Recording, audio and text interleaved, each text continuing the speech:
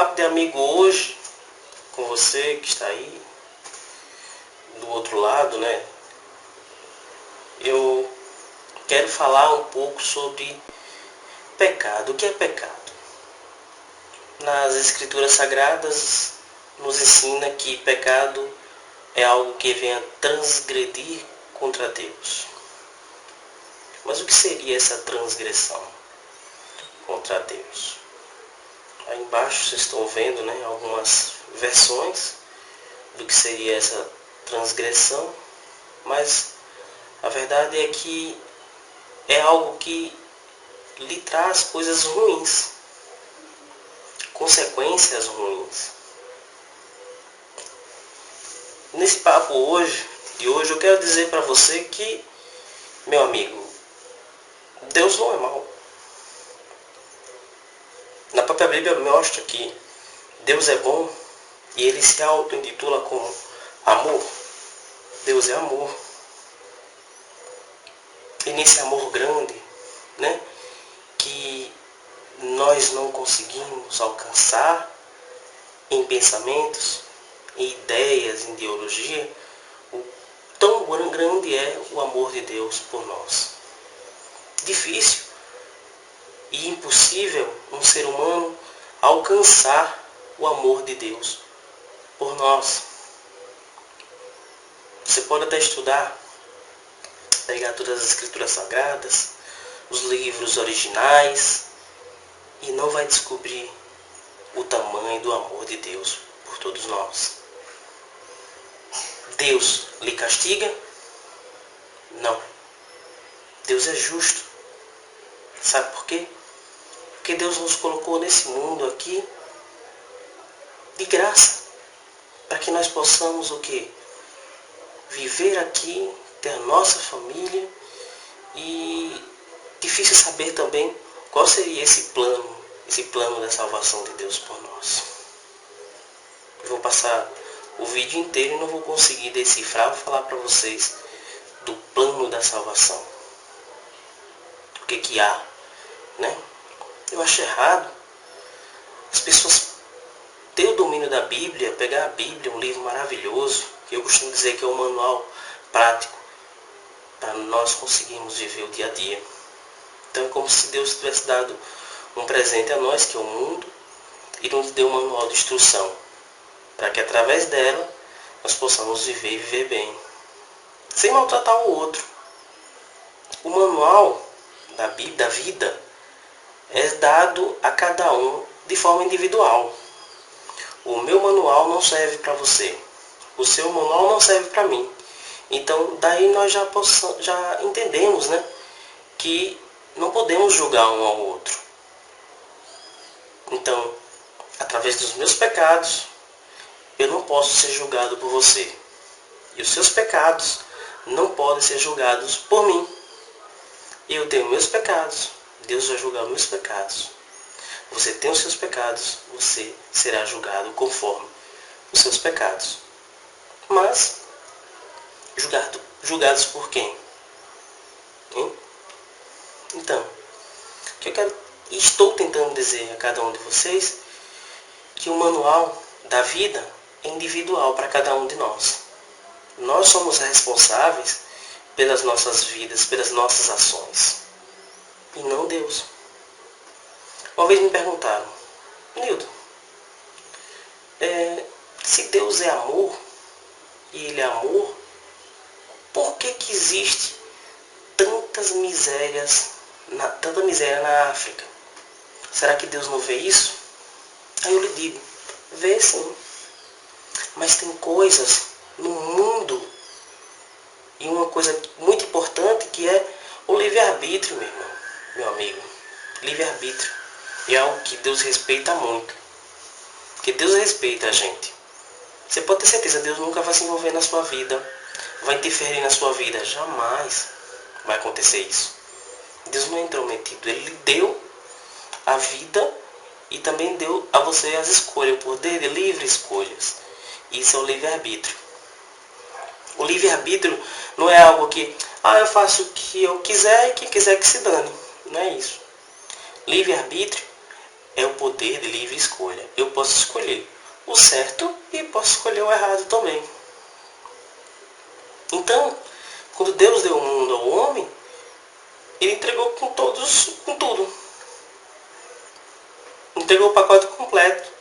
E deixou o mundo sobre as nossas responsabilidades. Então, quando Deus deu o mundo e nos designou a responsabilidade desse mundo, Ele passa a não interferir mais. Então a pobreza que há no mundo, que há na África, é de nossa responsabilidade e não de Deus. Ah, Deus, Senhor, e agora? Faço a mágica para que a fome acabe. Eu que tenho que tomar a iniciativa para isso acabar. Ah, mas sou tão fraco, mas existe um homem poderoso, digamos, nos Estados Unidos, que é um homem poderoso, Barack Obama. Não é verdade?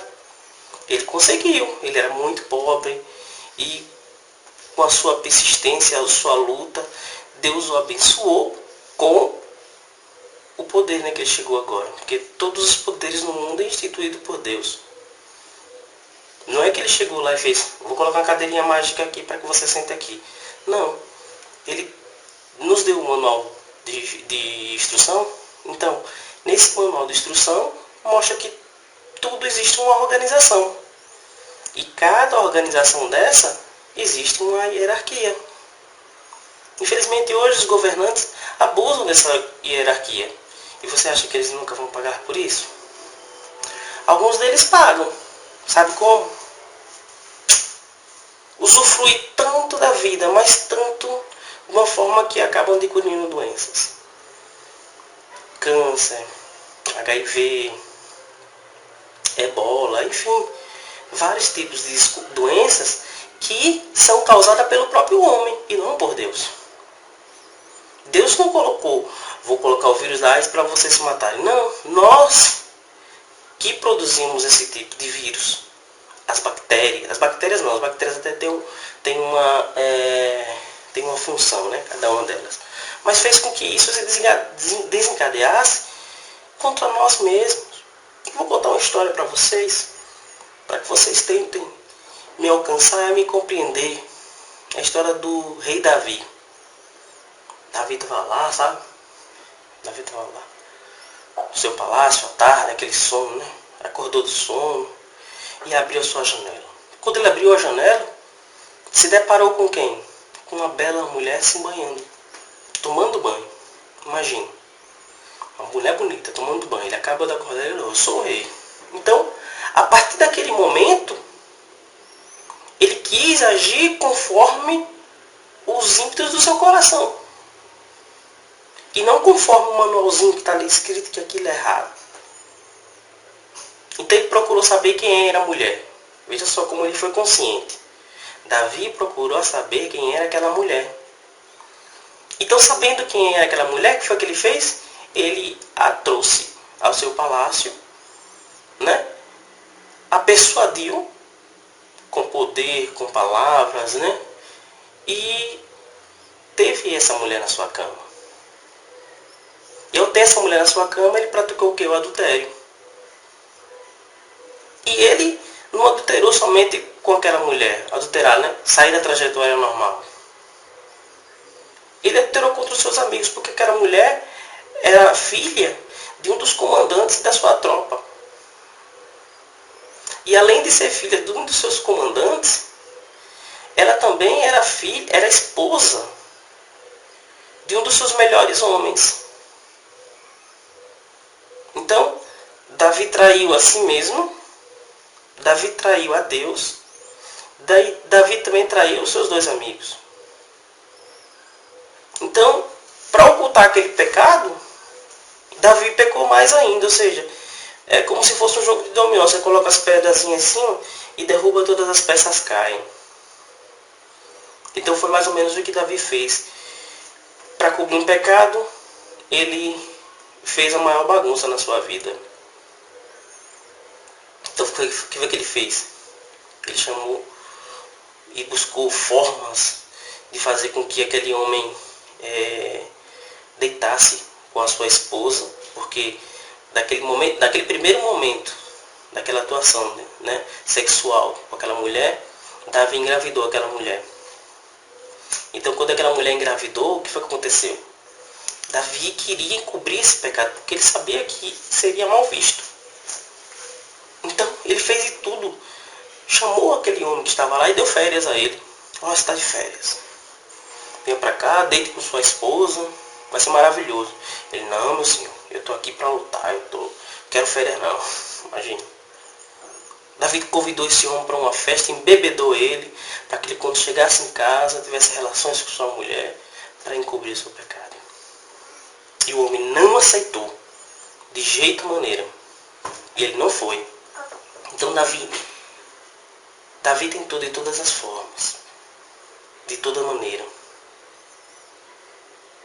E aquele homem não aceitou, de jeito maneira, né? Até inconscientemente. Não deitou com aquela mulher aí. Ele teve mais a terceira opção para encobrir o seu pecado. Foi o que ele fez? Colocou aquele homem em frente de guerra. Fez uma carta, selou a carta, entregou para o próprio homem e disse, entregue ao comandante que está lá em campo. E na carta dizia, coloque aquele homem na frente de batalha, para que quando vinham as flechas, né, atinjam logo esse homem. Davi matou aquele homem. Mas veja só como são as coisas. Veja só como são as coisas de Deus. As coisas de Deus é assim. Deus nos dá um manual para quem entende correto. Porque se você não anda correto, você transgride contra quem? Contra Deus. Então, aquilo vai virar consequência contra você. Por quê? Por que se torna pecado? Porque você sofre. Aquele momento, quando Davi estava querendo encobrir aquele pecado, não, eu quero dar um jeitinho para que isso não aconteça. Então, ele estava sofrendo. Estava causando sofrimento a Davi. Então, a partir do momento que Davi estava sofrendo, Deus não se agrada em ver o seu sofrer. Por isso, é pecado. Pecado é fazer com que Deus sofra, né? Deus veja, na verdade a palavra correta é essa. Pecado é fazer com que Deus veja o nosso sofrimento. Deus quer que nós sejamos felizes. Deus quer a nossa felicidade. Deus quer que você seja feliz, meu amigo. Certo? Entenda isso. Deus quer que você seja feliz. E a partir daquele momento, daquele pecado, a vida de Davi virou de cabeça para baixo. Primeira coisa, o filho dele morreu. Segunda coisa que aconteceu, o filho do primeiro casamento estuprou a sua outra filha. Outra coisa, o filho queria o trono de Davi e, pelejou contra Davi. E acabou o quê? Morrendo. Davi teve filho morto. Não somente aquela criança, mas outro. Davi sofreu muito, Mas, porque Deus é amor. Porque Deus ouve os seus. Então, Davi, da mesma forma que ele sabia pecar, ele também sabia pedir perdão. Mas perdão sincero, Mudança de trajetória. Então, Davi mudou de trajetória. Meu Deus, me perdoe, E não é somente sentir, perdão, e vou e faço de novo. Não. Davi mudou de trajetória, Davi soube pedir perdão a Deus. Davi sabe, sobre a forma certa, correta de pedir perdão a Deus pelos seus pecados. E olhe que na Bíblia diz que Davi é um homem segundo o coração de Deus. Você pode, meu amigo, ser um homem segundo o coração de Deus. Mas ser um homem segundo o coração de Deus não é ser um homem melhor do que os outros, não, viu? É diferente. Você, para conseguir tentar ser um homem segundo o coração de Deus, a primeira coisa que você tem que ser é humilde. E humildade não é ser menor do que os outros, não, mas é você olhar para os outros com igualdade, sendo igual aos outros. é se mostrar e se sentir igual aos outros. Isso é um princípio importante. Isso é humildade. Humildade não é eu ser crente e achar que os outros têm que ser menosprezados por mim. Eu vou lhe fazer uma pergunta. Quantas pessoas que se converteram através da palavra que você levou, que você tem visitado, que você tem estado ali? Será que por 1 ano, 2 anos, 3 anos depois abandonou? Então, isso é algo a se refletir. Ou simplesmente você conhece uma pessoa e já está interrogando de que igreja você é, que ministério você pertence, já que você é crente. Poxa vida, você já pede as credenciais da pessoa? Para quê? Para que isso lhe interessa? Eu vou lhe fazer uma outra pergunta. Quando você conhece uma pessoa, você pergunta qual o número da sua identidade, qual o número do CPF, onde você estudou. Você quer pedir uma grade curricular da pessoa para ser seu amigo? Então, para que a pessoa seja seu amigo, ela tem que estar bem de forma curricular? Para que perguntar o nome dos ministérios ou da igreja que ele pertence? Ah, eu fiz um curso. Ah, fulano fez um curso de ministro e está exercendo, não está exercendo. O que você está fazendo hoje? Eu vou dizer uma coisa, meu amigo. Hoje, tem muito crente que está fora da igreja, sabia disso. Tem muitos cristãos, a palavra correta é essa, que está fora da igreja. Por causa de trabalho, por causa de oportunidades mesmo, ou por algum conflito que houve dentro da igreja e está em busca de outra igreja, ou por mudança de endereço. Quantos cristãos passam por isso? Ou porque aquela região que você mora, em outro país, é uma área de conflito, de guerra. O importante é que você busque a comunhão com Deus. Isso é importante, sabe?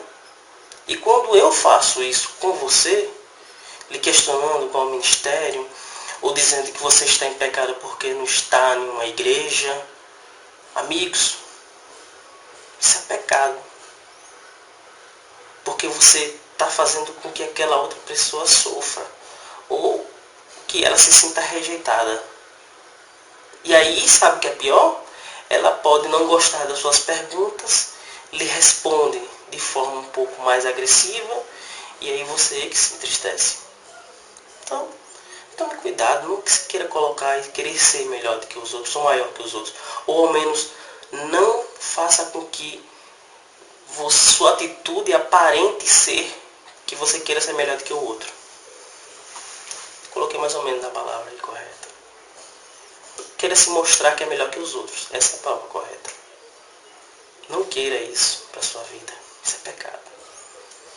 Mas, como eu disse, eu não estou aqui para julgar pecado de ninguém, então eu deixo as palavras aí para que você veja e reflita, meu amigo. Reflita. Então, o pecado, nós já sabemos, é transgredir contra Deus. Uma vez eu vi uma mensagem de um amigo meu. Na verdade eu vi traduzida, né, de um outro amigo meu aqui no Brasil. Esse amigo meu mora lá no Japão e ele falava bem assim. Era mais ou menos assim. Você deve seguir o sol, né? Seguir a luz. Então, quanto mais você segue a luz, você vai na direção da luz, você está a caminho de quê? Da luz. Mas quando você para de seguir a luz e volta tão no sentido contrário, você vai seguir quem? A sombra, as trevas. Ah, mas eu estou seguindo a minha própria sombra. Então, você passa a seguir o seu próprio eu. Porque quando você está de costa para o sol, você está de frente para a sombra. Então, quando você passa a seguir aquela sombra, então você segue o seu próprio eu. Deixa de seguir a luz. Então, pare de, muitas vezes, querer seguir o seu próprio eu. Siga o que está na Bíblia, mas de amor, sabe? Que está no seu manual, mas de forma de amor, não de forma de guerra. Não queira ter a Bíblia como se fosse uma instituição. Não coloque a Bíblia como se fosse a Constituição do seu país, sabe? Ou como se fosse leis do seu país. No versículo tal, parágrafo tal, inciso tal, diz isso. Sabia que tem muita gente que intima a Deus? Sabia disso? Tem muita gente que pega a Bíblia e faz: Deus, está escrito aqui no versículo tal, inciso tal, versículo tal, capítulo tal, e tal hora e tal dia o Senhor disse isso, então o Senhor não pode descumprir sua palavra. Você acha que é assim que funcionam as coisas? Querendo persuadir a Deus? Querendo colocar a Bíblia contra Deus? Você pode até tentar querer colocar a Bíblia contra Deus. Mas aí a gente volta para o início dessa conversa nossa, que diz o quê? Você nunca alcançará, por mais que estude, você jamais entenderá o quão grande é o amor de Deus. Você jamais compreenderá, meu amigo, os planos de Deus na sua vida, na minha vida. É por isso que eu nunca posso chegar e dizer: eu estou esperando em Deus as regras para a minha vida, o que eu vou fazer estabelecido. Não. O estabelecimento, o que Deus estabeleceu para você é que você trabalhe, você tenha uma família, e você tenha uma esposa, né, e forme filhos, né, faça uma família, constitua uma família e trabalhe. Você tem que viver do seu suor, né? Comer daquilo que você produz. Isso é uma regra básica. Então é isso que Deus quer para a sua vida. Então estude, sabe? Para que estudar? Para adquirir um bom emprego e não ficar mendigando dos outros. Eu digo para minhas filhas sempre isso, sabe? Eu falo para elas bem assim: minhas filhas, estudem para ser uma pessoa de bem na vida e ser feliz, né? Estar bem com Deus, sabe? Nós devemos buscar as coisas de Deus. E as coisas de Deus são simples. As coisas de Deus não é aquelas coisas complexas. Deus quer que a gente faça isso. Estude, trabalhe, tenha filhos, família, constitua família. E nós devemos fazer isso e adorar a Deus. E agradecer a Deus todos os dias. Orar todos os dias para que a nossa fé seja colocada em prática. Orar todos os dias para que a nossa fé seja colocada em prática. Orar todos os dias para agradecer a Deus, sabe? Oração faz com que a gente coloque a nossa fé em movimento. E testemunhar, gente, as grandes coisas que você aprendeu com Deus. Através do quê? Daquele manual, né? Testemunhar as grandes coisas que Deus fez na sua vida através de quê? Daquele manual, da palavra de Deus. Por isso que é bom, por isso que Paulo nos recomenda que nós devemos congregar. Para quê? Para que nós venhamos a fortalecer a nossa fé. Nós devemos congregar não é porque é lei, não. É porque a nossa fé vai ser aumentada. Porque nós estamos ouvindo a palavra de Deus o tempo todo. Então você vai ser um homem que vai ser sempre incentivado a vencer, a lutar. Por mais que você perca, mas você permaneça firme e forte. Essa é a grande questão de você congregar no ministério, numa igreja. E não porque tem que ser de praxe. Então, eu deixo isso para você, meu amigo, nesse hoje papo de amigo da gente. Essas questões que são levantadas no nosso dia a dia. Expliquei para vocês hoje o que é pecado. Então pecado é isso. E sobre livre-arbítrio, que são decisões que nós tomamos, né? A livre escolha. Então eu quero deixar para vocês, no dia de hoje, a paz do Senhor e dizer que não esqueça, Jesus é o caminho.